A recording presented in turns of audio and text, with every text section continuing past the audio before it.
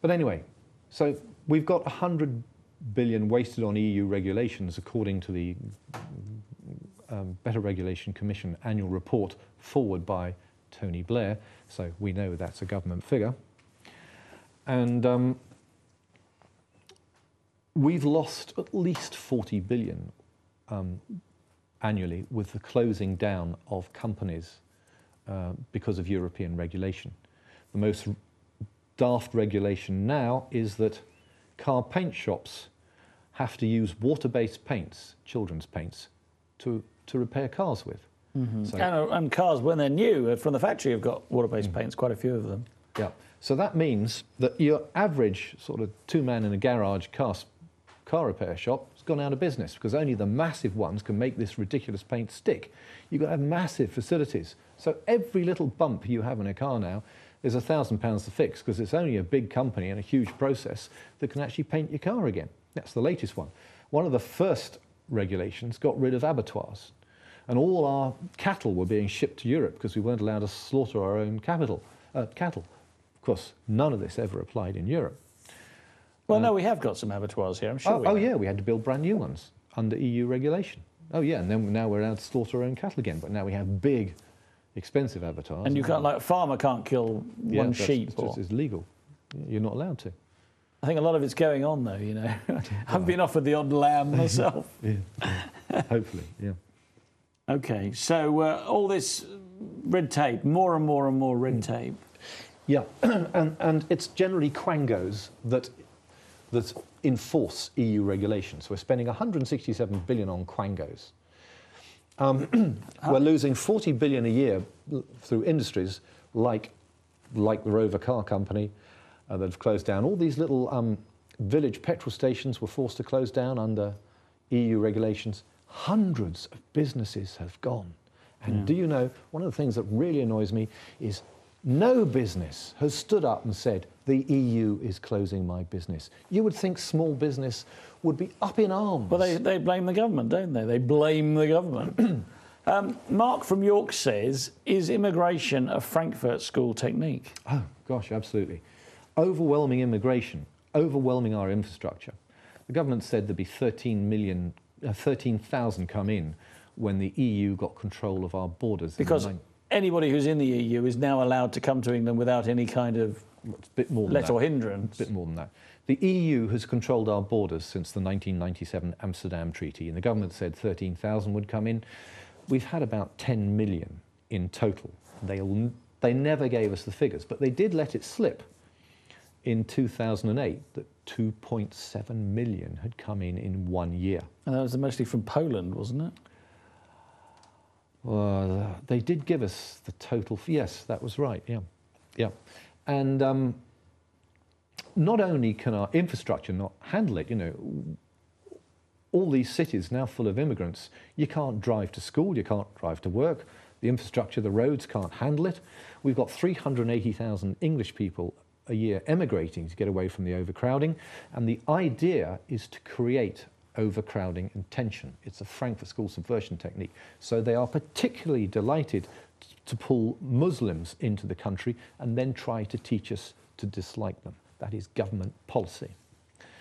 And you know, they're trying to create tension, and they're doing a damn good job. But the English people are really terribly nice and very laid back, and their plans to create tension have not gone anything like as well as they hoped they would. Why is that, do you think? Because we're just nice guys. I mean, we're tolerant. Yes, exactly. Yeah. According to the Frankfurt School, we're unreasonably tolerant. Yes, we're unreasonably tolerant. We should be fighting on the streets now, which is their plan. I mean, you know, it is true, isn't it, that, you know, our schools, they're teaching multiple religions, and you see programmes about schools where the children speak 30 or 40 or even more languages, which is extraordinary. Yeah, the technique destroys identity. If you flood a nation with immigrants, you destroy their identity, and that is happening, and it's a stunningly successful technique. So they're destroying the family, they're destroying our industry, they're destroying our schools, infrastructure. Schools, the tax on the teachers, you know, teachers not allowed to do anything now. That's deliberate. That's another Frankfurt School subversion technique. Do you think that we should have corporal punishment in schools? I don't want to get into that debate, but a teacher should be able to control their class and instill discipline on them. But it's hard to know what they could do, you know, write out lines or something. Yeah, but until they got to the point where, a teacher can be sued by any student, there really wasn't a problem. But it's a Frankfurt School subversion technique to undermine schools and teachers. Undermine authority. Yes. And also I know that head teachers have enormous amounts of paperwork to do, so they can't spend any time teaching. That's right. Or managing the teaching. Yes.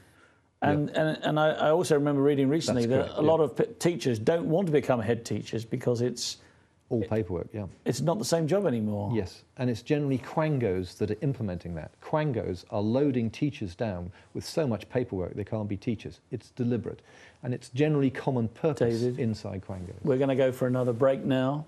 Once again, if you'd like to text in your questions or comments to David Noakes, please do so now. Text 87778 with the word EDGE and then your text. See you very soon.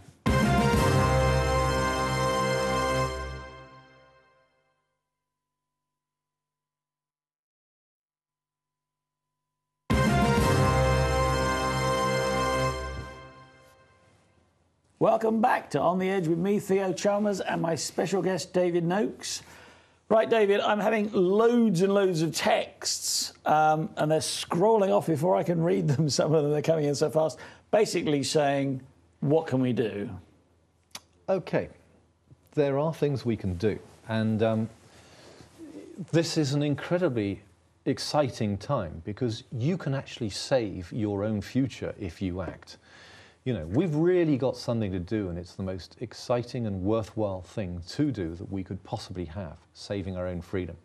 Is it like, do you think it's kind of like at the start of the Second World War when people thought, you know, there's a real nasty enemy, we've really all got to band together and fight them on the beaches and so on? Is it a bit like that? Should we have that kind of spirit? We should have that spirit, but we can't get that message out because Freemasons and Common Purpose, the government controls all our media. It's not this programme, apparently. Apparently not. But there aren't many like, well, there are none really like this, are there? That's right, yeah. But what can we do? Well, we need a permanent general strike. Now, isn't it amazing that there are probably 20 things we can do that would work? And you need at least 10,000 people to do it. And there are 5 political parties that have got more than 10,000 members, and none of them are using those 10,000 members to do anything at all, apart from get themselves, the leaders, re-elected onto the gravy trains. None of them are fighting against the EU. And that is the proof that those leaderships are working for the EU. So UKIP does not do any of these campaigns. The BNP does not do any of these campaigns. That's how you know the leadership is working for the EU. So they make grandiose speeches which make the leaders look very good, but the grassroots are never mobilised. And in UKIP in particular, if you try to start a serious anti-EU campaign, the Freemasonry regional organisers close you down like that. And I was ruthlessly closed down on more than one occasion, and eventually they were rigging my elections, and I wrote to the leadership complaining of the Freemasonry regional organisers were This is in Cornwall, wasn't it? Yes, that's right, yeah. Anyway, what can we do? We need a permanent general strike. The quickest way to get out is a national general strike until our corrupt and criminal politicians either resign or strike out the 6 EU treaties as illegal under the British Constitution, which they are. They don't need to be repealed, they're illegal. But while we have a corrupt legal system, corrupt law lords, corrupt courts... how likely is it then that that would happen? If you're saying that all the people who are in any kind of influential role in this country are already corrupted and unlikely to be helpful to this cause. Yes. But if we get a general strike, I used to run a newspaper. Well, I started 5 newspapers. I got up to 100,000 circulation. It costs about 15,000 a month to get 100,000 newspapers out there. Now, you would have thought that some wealthy business that realised it was going to be closed under EU regulation or was already losing a fortune under EU regulation would be happy to pay that 15,000 to get those profits back, to get the